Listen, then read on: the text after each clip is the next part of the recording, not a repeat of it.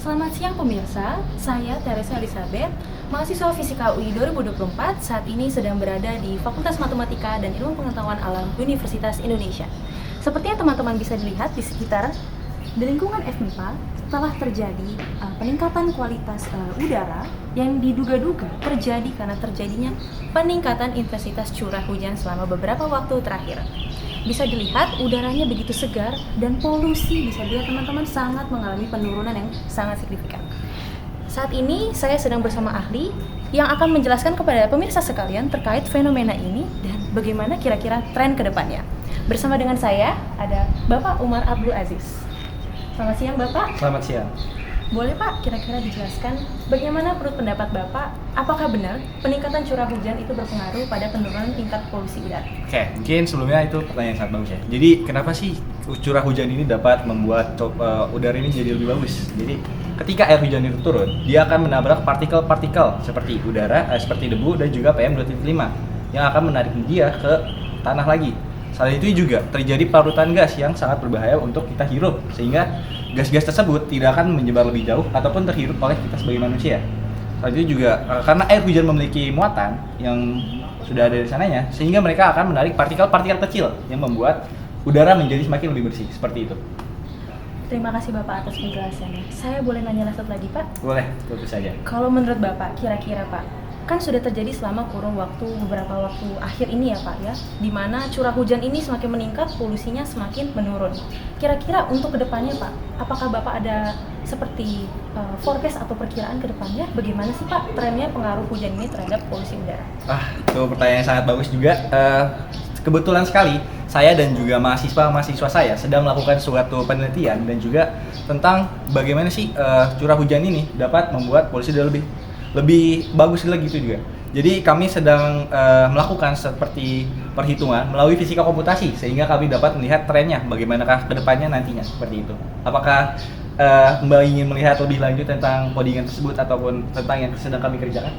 Boleh banget Pak, pemirsa juga pastinya ingin melihat kan bagaimana fisika komputasi bisa menyelesaikan masalah sehari-hari. Baik, kalau gitu ayo kita lihat.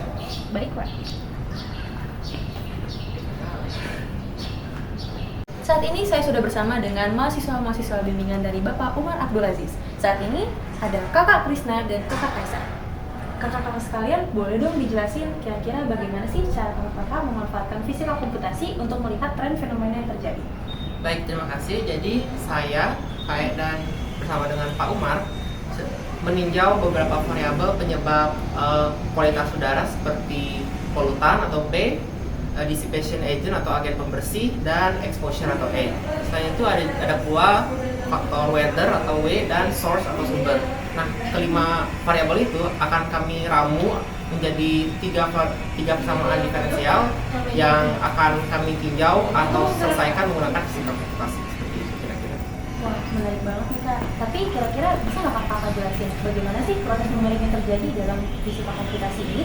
Oh, tentu saja bisa. Jadi nanti itu dari ketiga persamaan diferensial tersebut akan kami solve nih menggunakan yang namanya itu metode Runge-Kutta roda 4. Nah, kalau penasaran begini nih caranya. Nah, tadi udah dijelasin nih variabel apa aja sih yang bakal kita gunain. Nah, buat persamaannya kita menggunakan 3 persamaan. Yang pertama, ada persamaan perubahan tingkat polusi udara, di mana dia ini bergantung pada ES atau emisi. Yang kemudian dia itu berkurang dengan rintik hujan dan polutan yang sebanding dengan A. Nah, A ini adalah konstanta tingkat pembilasan. Kemudian ada persamaan kedua, di mana ini adalah dinamika dari rintik hujannya, di mana konstanta B adalah konstanta peluruhan curah hujan dan dipengaruhi oleh pembawa hujan atau si W yang adalah weather. Kemudian persamaan terakhir ada perubahan dampak polutan atau DEDT, yang dimana ini dipengaruhi oleh si polutannya, yang dimana C adalah konstanta untuk seberapa cepat polusi merusak lingkungan, dan terdapat konstanta D juga yang merupakan laju pemulihan dari efek buruknya. Karena kita lagi hujan, kita set W awalnya itu jadi 2,5, kemudian S awalnya adalah 25. Pada kasus yang pertama, semua nilai A, B, C, D kami set dengan 0,2, yang berarti laju perubahan dalam sistem berjalan secara seimbang dan moderat. Pada kasus yang kedua, nilai A sama dengan 0,8, sedangkan parameter lain 0,2 yang memiliki arti efisiensi pembersihan yang sangat tinggi. Pada kasus yang ketiga, nilai B 0,8, sedangkan parameter lain 0,2 yang memiliki durasi kebersihan agen pembersih sangat singkat. Lalu yang kasus yang keempat, nilai C 0,8, sedangkan parameter lain 0,2 yang memiliki arti bahwa tingkat kerentanan yang sangat ekstrim. Lalu kasus yang terakhir, nilai D 0,8, sedangkan parameter lain di set 0,2. Ini menunjukkan resiliensi atau daya pulih yang sangat tinggi dari objek yang terdampak. Metode Runge-Kutta pada kode yang ada di sini itu memprediksi kondisi sistem selangkah demi selangkah maju ke depan menggunakan interval waktu yang sudah ditentukan.